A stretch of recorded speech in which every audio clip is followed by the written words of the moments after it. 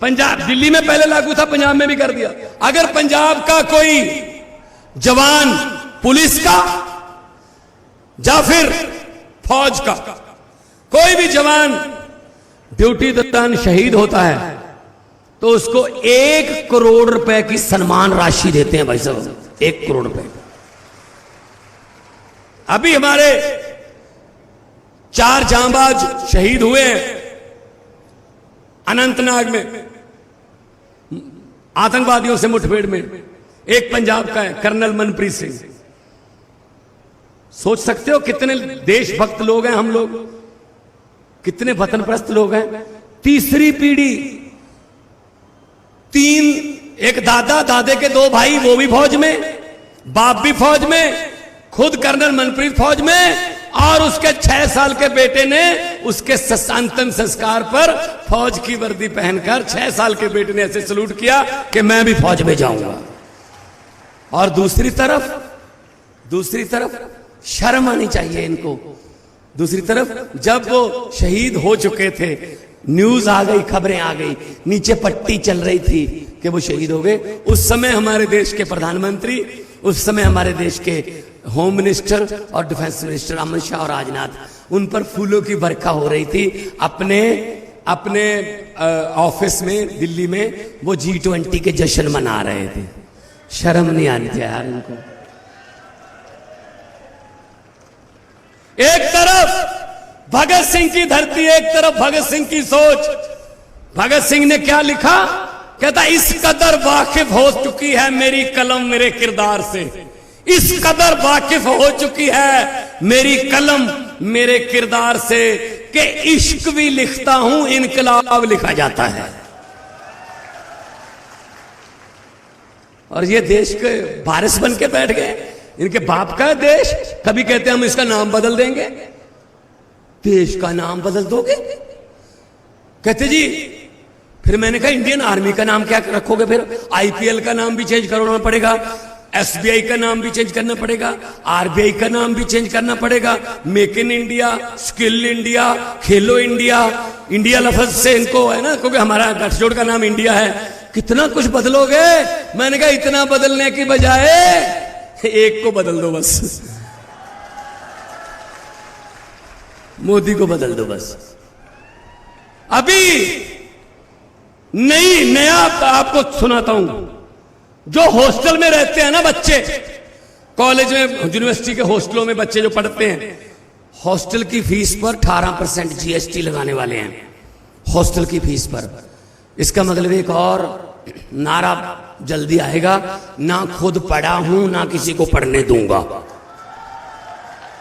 उनको क्या पता भाई साहब हॉस्टल की फीस चुकानी कितनी मुश्किल होती है। 4 पढ़ा है भाई साहब, चौथी पास राजा है, आपको तो पता ही है। तो इनसे क्या उम्मीद रखेंगे हम? इनसे क्या उम्मीद रखेंगे हम? इसीलिए आपके पास आए हैं। क्या हो? बदलें। और हमारा तो चुनाव चिन्ह भी ऐसा है जो सफाई करता है, झाड़ू।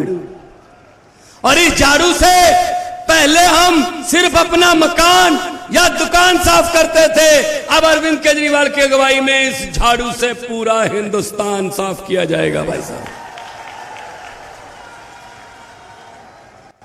हर रोज लोग हमें ज्वाइन कर रहे हैं कि जी आ जाओ, बचा लो हमें, खा गए लूट के। किसी नदिया के घाट पर अगर ये नेता लोग बस जाते, किसी नदिया के घाट पर अगर ये नेता लोग बस जाते, तो लोगों के प्यासे होंठ भी 2 बूंद पानी के लिए तरस जाते। गनीमत है कि मौसम पर हुकूमत चल नहीं सकती, वरना सारे के सारे बादल भी इनके खेतों में ही बरस जाते। हद कर दी इन लोगों ने, लूट के खा गए देश को, हमारा बचपन खा गए, हमारी जवानी खा गए, हमारा बुढ़ापा खा गए, 3-3 पीढ़ियां खा गए। इतने पैसे इकट्ठे कर लिए, अगर इनकी आने वाली 6 पीढ़ियां भी 500 रुपए के नोट की एक बुर्की बना के, निवाला बना के खाएं तो भी नहीं खत्म होंगे भाई साहब। इतने पैसे लूट लिए इन्होंने। अभी बहन रानी अग्रवाल जी बोल रहे थे 18 साल हो गए। कमाल है यार, मैं तो आपके सब्र का मतलब दाद देता हूं। हर साल तो पेड़ भी पत्ते बदल लेते हैं यार, इस साल तो बदल लो।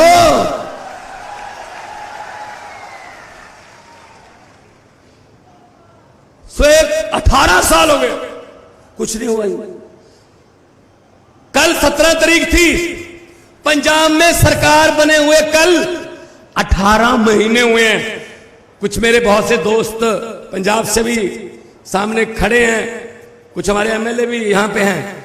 आप पंजाब में फोन लगाओ, शर्त लगाता हूं, मीडिया खड़ा है, आम आदमी पार्टी की पंजाब में सरकार के 18 महीने और शिवराज चौहान के 18 साल मिला के देख लो।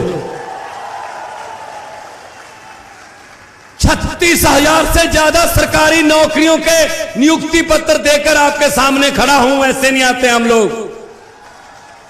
90% पंजाब के घरों का बिजली का बिल जीरो करके आपके सामने आया हूं। रीवा वालों, पूछ लो फोन करके, पंजाब में 28,000 कच्चे मुलाजिमों को पक्के किया है, 12,710 कच्चे टीचरों को पक्के टीचर बनाया है। अध्यापक लिखते हैं आप, वो कच्चे नहीं लिखते। 50,000 करोड़ का निवेश आ गया 1.5 साल में, 50,000 करोड़ का निवेश, उससे 2,86,000 बेरोजगार नौजवान लड़के लड़कियों को रोजगार मिलेगा। 2,86,000। भाई साहब, ऐसे उंगलियों पर हमारे पड़ा डाटा, हम काम करते हैं, हम इनकी तरह जुमले नहीं सुनाते। अभी इनकी जुमलों की फैक्ट्री जोर से चल रही है, जुमले बन रहे हैं नए नए। आने वाले दिनों में नए नए जुमले आपको सुनने को मिलेंगे। भाई साहब, हर बात पे झूठ बोलते हैं यार, कोई बात तो सच बोल दो देश को ना। मैंने तो पार्लियामेंट में बोल दिया था, मोदी जी बैठे थे सामने, मैंने कहा 15 लाख की रकम लिखता हूं तो कलम रुक जाती है, 15 लाख की रकम लिखता हूं तो कलम रुक जाती है, काले धन के बारे में सोचता हूं तो स्याही सूख जाती है। हर बात ही 15 लाख की रकम लिखता हूं तो कलम रुक जाती है, काले धन के बारे में सोचता हूं तो स्याही सूख जाती है। हर बात ही जुमला निकली, अब तो यह भी शक है क्या चाय बनानी आती है। मुझे नहीं लगता चाय भी बनानी आती होगी भाई साहब। इतना झूठ, इतना झूठ, कुछ भी बोल देते हैं यार, कुछ भी बोल देते हैं। 2 करोड़ नौजवानों को रोजगार देंगे हर एक साल, मिल गया ना। जिनको मोदी जी ने रोजगार दिया हाथ खड़े करो जी। वाह, किसने दिया? जो बेरोजगार हैं वो हाथ खड़े करो। ये देखो सारे बेरोजगार। तो कहां गए इनके जुमले?